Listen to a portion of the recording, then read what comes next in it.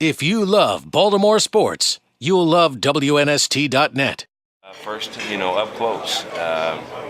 We were pretty comfortable. We had a big fourth quarter lead. All of a sudden, we're playing the Jets a couple of years ago, and all of a sudden he brings that team back. And quite honestly, if it wasn't for a drop ball, they would have tied the game, with a pass. So he's, some receiver, dropped a post route, which would have been a touchdown. So, I know he can do it, and he can move. He's he can make all the throws, and I think Ratliff can as well. So it's going to be a good competition. What notes did you make yourself as an assistant about maybe evolving kind of player-coach dynamics? I mean, have you seen any of that evolve as players have become more empowered by contracts and hearing They're just players to me. I mean, they're, I always had a strong relationship with the players, with coaches, and all that, and that's never changed. That's the beauty of this game. Maybe you're talking about somebody else's players, but not the guys I've been around. They love to play. Is there any difference as a head coach and an assistant coach? I certainly hope not.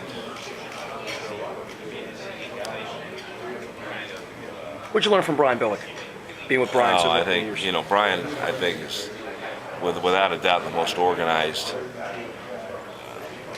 coach I've ever been around. He was great to work for.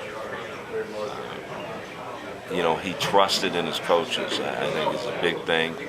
I know he trusted in me, and I certainly appreciate that. I never felt like that he was looking over my shoulder. I never believed that once. And he had a lot of trust in me.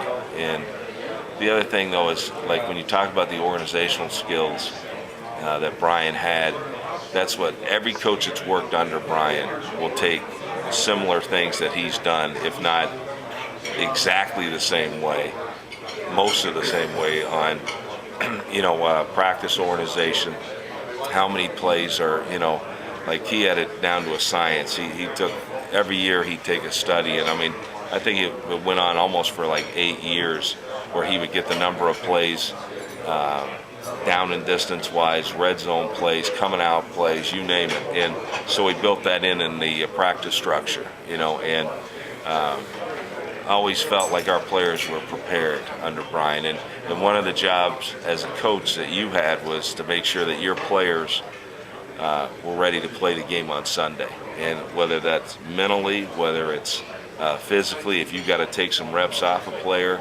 an older player or whatever, to get them there on Sunday, and that's where we get paid. It's how we play, on Sunday, not Monday through Saturday. But I thought Brian was I know he's a player coach, and I think sometimes that's people look at that as a negative connotation. But for 9 years or whatever Brian was the head coach for, I think we had 8 great ones and we had 1 terrible one. And unfortunately for Brian, they let him go. But that was, last year's team was built on the players that Brian acquired and a lot of the coaches that were under him still.